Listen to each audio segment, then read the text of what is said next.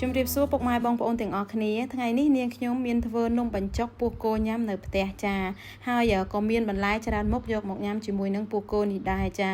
អញ្ចឹងសូមបងប្អូនទាំងអស់គ្នាទស្សនានៃការធ្វើម្ហូបមួយមុខនេះជាមួយនាងខ្ញុំទាំងអស់គ្នាចាជាដំបូងនាងខ្ញុំត្រូវទៅកាត់ស្លឹកគ្រៃសិនចាព្រោះអីពោះគោពេលដែលនាងខ្ញុំលាងបងប្អូនគឺនាងខ្ញុំច្រើនប្រើស្លឹកគ្រៃយកមកដោះយកមកសម្អាតវាព្រោះអីស្លឹកគ្រៃហ្នឹងវាជួយកាត់ក្លិនគោបានច្រើនចា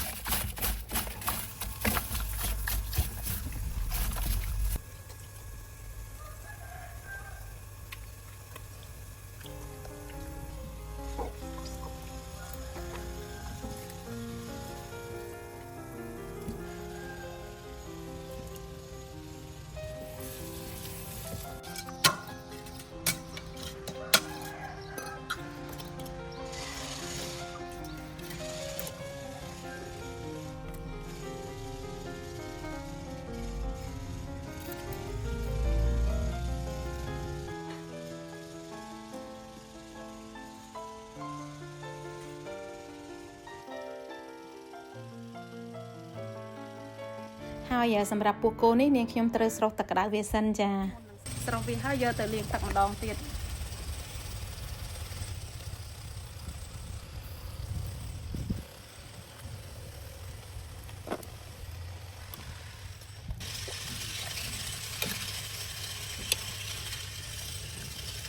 នាងខ្ញុំស្រុះវាតាមមួយផ្លែទេបងប្អូនអត់ស្រុះយូរទេ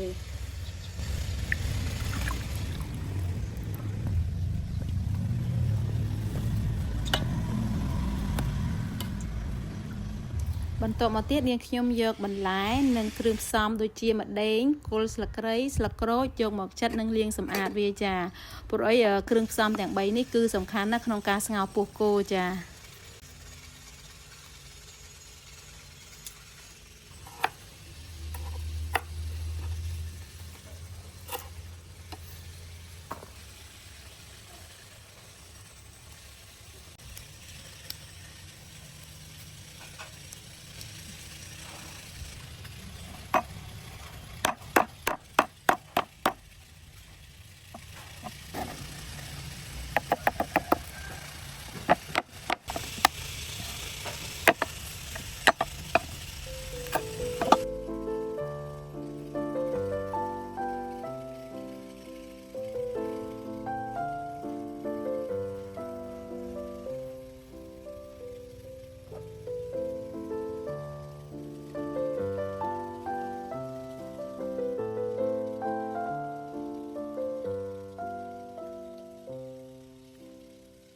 អំបិលចេងស្ករសកំឡុងពេលស្ងោរពោះគោនាងខ្ញុំមកធ្វើទឹកស្រូបចាហើយទឹកស្រូបនំបញ្ចុករបស់នាងខ្ញុំថ្ងៃនេះគឺនាងខ្ញុំធ្វើទឹកប្រហុកចាហើយទឹកប្រហុកនេះបងប្អូនបើបងប្អូនហូបឆៅក៏បានហូបឆ្អិនក៏បានប៉ុន្តែថ្ងៃនេះនាងខ្ញុំធ្វើទឹកប្រហុកឆ្អិនចាជាដំបូងនាងខ្ញុំត្រូវយកប្រហុកសាច់មកកច្ច្រាំឲ្យម៉ត់សិនចាបន្ទាប់ពីម៉ត់ហើយនាងខ្ញុំក៏យកខ្ទឹមសខ្ទឹមក្រហមម្ទេសយកមកបុកវាទៀតចាយកមកបុកឲ្យវាម៉ត់ឲ្យវាបែកចូលគ្នាអស់ហើយបាននាងខ្ញុំចាប់ផ្ដើមយកស្ករក្រហមមកឆឹងឲ្យវាឡើងក្រហមចា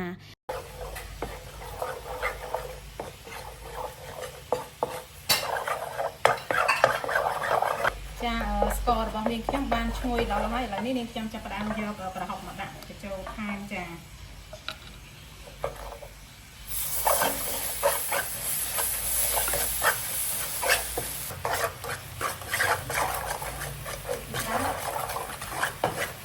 ខ្ញុំលូតទឹកបន្តិចកុំឲ្យវាខ្លោចបងប្អូន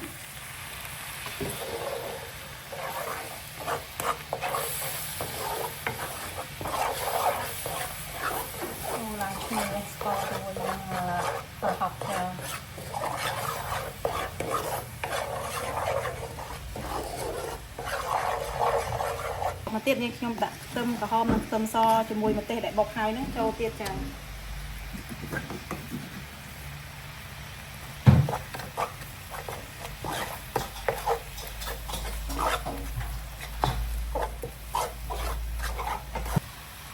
ចេងដូចនេះ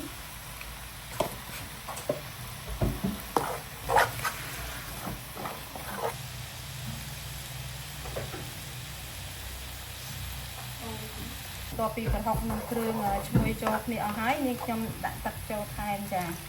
ព្រោះអីទឹកប្រហុកនេះនាងខ្ញុំធ្វើរៀងរាវបន្តិចចាព្រោះអីយើងយកទៅស្រូបជាមួយនំនឹងចុកបងប្អូន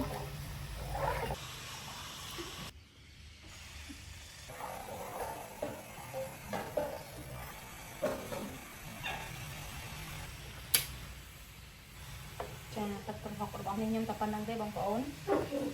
បន្ទាប់មកទៀតបាននាងខ្ញុំដាក់ក្រូចឆ្មាតែអ្នកខ្លះគេដាក់អំពិលទុំក៏បានដែរចាតែនាងខ្ញុំចង់ញ៉ាំជាមួយក្រូចឆ្មាវិញ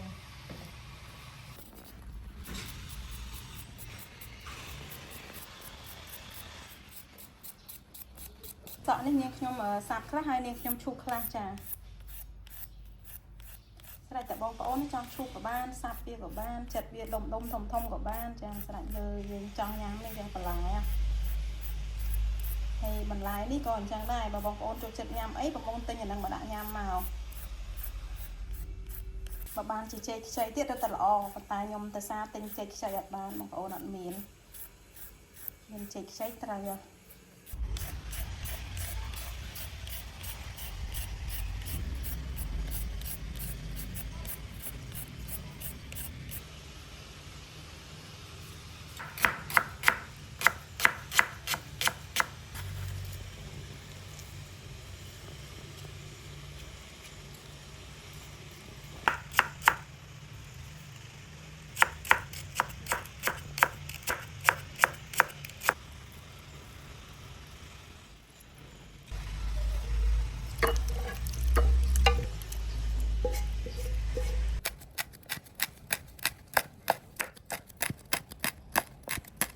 ខ្ញុំប្រើស្លឹកក្រូចសើចដាក់ចូលដែរបងប្អូនដើម្បីឲ្យវារឹតតែឈ្ងុយទៀតចាឲ្យវាមានក្លិនឈ្ងុយស្លឹកក្រូចសើចទេបងប្អូន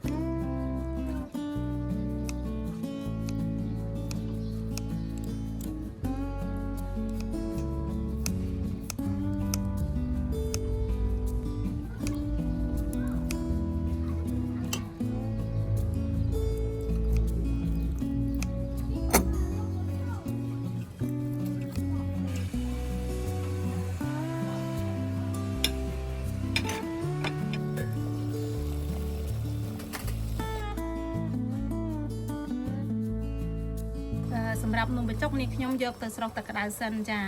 ព្រោះឯពេលដែលយើងស្រុះទឹកក្តៅហើយហ្នឹងធ្វើឲ្យនំបញ្ចុកយើងហ្នឹងទន់ល្អហើយយើងស្រូបជាមួយនឹងទឹកប្រហុកទៅឆាប់ចូលជាតិគ្នាល្អដែរចា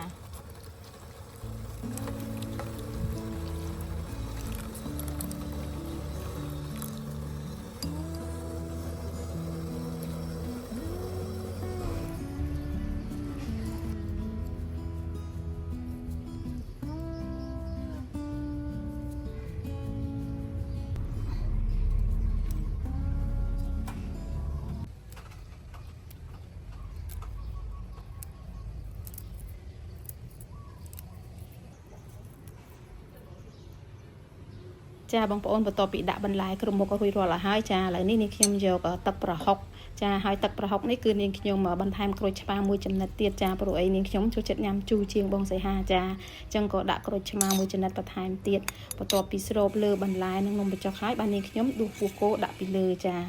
ហើយបើយើងដាក់ពោះគោហើយចាំស្រូបទឹកប្រហុកពីលើក៏បានដែរចាស្រេចទៅលើបងប្អូនទៅចូលជាតិដូចគ្នាចា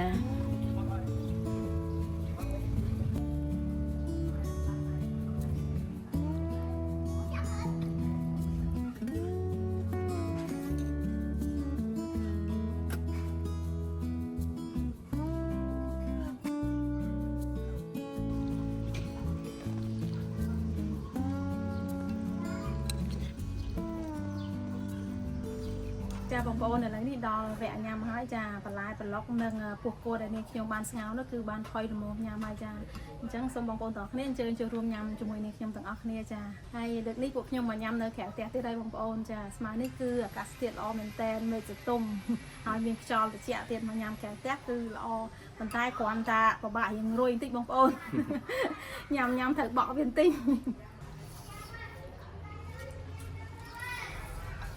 จัดฮอกโจเจียมนี่ละออมต้องดักแขกทานที่กับบ้าน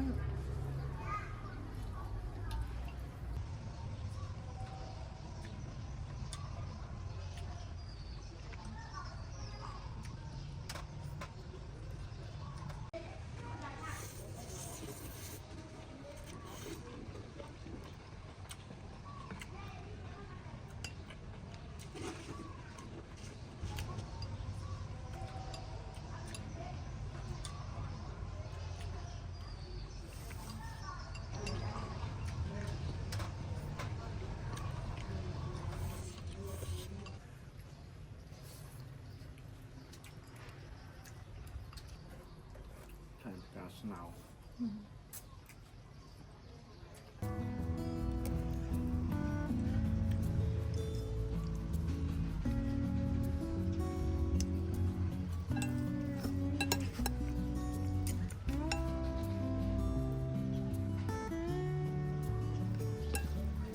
ได้บ้างกูเป็นนังคอยกับมึงไหมมอม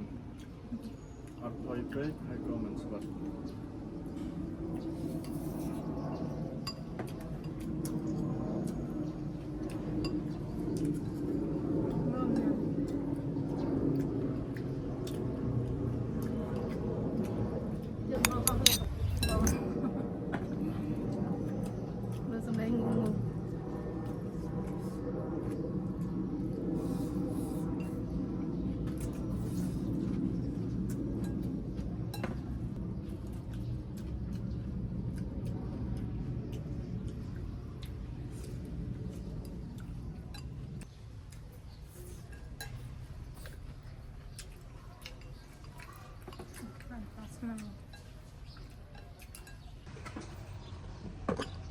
อะไร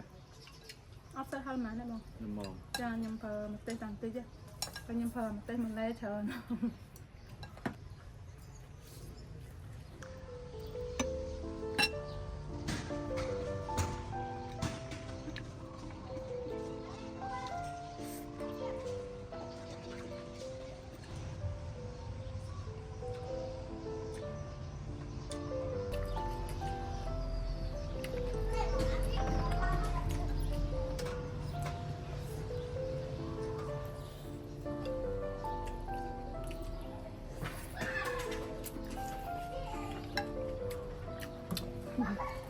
แทมนมจกแทมใบแทมนมจกแทมใบไม้แทมสายแทมต่อเรายำจุหมดแล้วบางคนใช่ไงยำแทมแล้วเขาเนี่ย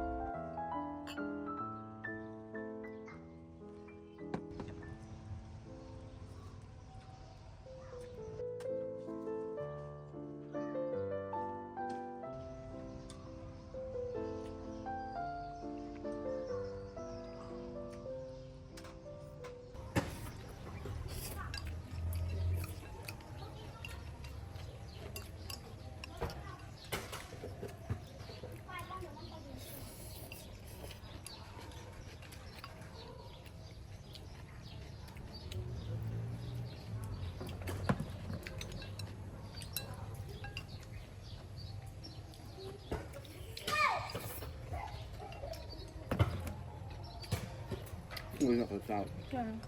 หมดแล้วตัดไปครับไปหั่นแล้วก็ซอยด่านยังช่วยมาจับคอยสวยยำจังยำจัดบ้านกลางแล้วแบบนี้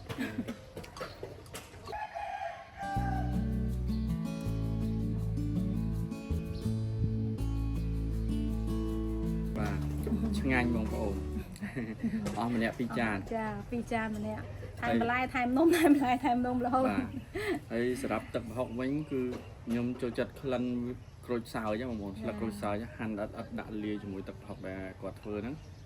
ឈ្ងុយខ្ញុំថាសម្រាប់ទឹកប្រហុកនេះយើងអាចយកទៅញ៉ាំជាមួយអីផ្សេងទឹកប្រហុកពោះគោដែលអត់ប្រើជាមួយនំបញ្ចុកក៏បានដែរបងប្អូនប៉ុន្តែដាក់ជាមួយនំបញ្ចុកត្រូវគ្នាណាកុំភ្លេចមុននឹងស្រូបទឹកប្រហុកយើងស្រុះវាសិន ចាស្រោបវាទុនសិនបងប្អូន ទុនឲ្យវាមានសំណើម ចា កាលណានំបញ្ចុកយើងទុនឲ្យមានសំណើមយើងស្រូបទឹកប្រហុកបានមុំទៅគឺវាចូលគ្នាហើយ ចា ដូចនំបញ្ចុកទឹកប្រហុកនៅ នៅសៀម ខាង រាប សៀមរាប ចា៎ ព្រោះគេធ្វើនំបញ្ចុកភ្លាមអញ្ចឹងនំបញ្ចុកដែលគេយកចេញមកពីកន្លែងបែនគឺវានៅសើមណា នៅទុនល្មើ បាទ យ ព្រោះគេលើកពីទឹកមកវានៅសើមអញ្ចឹងស្រូបទឹកប្រហុកទៅចូលជាតិគ្នាអញ្ចឹងដល់ពេលយើងឆ្នៃយើងស្រូបហើយយើងស្រុះទឹកក្តៅដែរ បាទយើងស្រុះទឹកក្តៅអញ្ចឹងទៅដើម្បីឲ្យនំបញ្ចុកមានសំណើម ដល់ពេលស្រោបទឹកប្រហុកទៅទុនល្មើយឆ្ងាញ់ចូលចិត្តគ្នាល្អមែនបងប្អូន ហើយសម្រាប់នំចុកទឹកប្រហុកនេះបងប្អូនអាចធ្វើតាមលក្ខណៈដែលយើងចូលចិត្តទឹកប្រហុករបៀបមិនក៏បានដែរយើងប្រើទឹកប្រហុកគល់លក្រីក៏បាន ចា ទៅតាមចំណង់ ឆៅ ចំណូ ក៏ ល បា ចិត្ត នប្រហុកឆ្អិនក៏បានស្ដីតាបងប្អូនចូលចិត្តចាពីមុនខ្ញុំធ្លាប់ញ៉ាំឆៅ បាទ រសជាតិមួយយ៉ាងដែរឥឡូវខ្ញុំសាកធ្វើឆ្អិនក៏ឆ្ងាញ់ដែរបងប្អូន បាទអញ្ចឹង ចា អរគុណច្រើន ចាអរគុណច្រើនបងប្អូនទាំងអស់ ដែល គ្នា បានទស្សនាវីដេអូនេះបាទ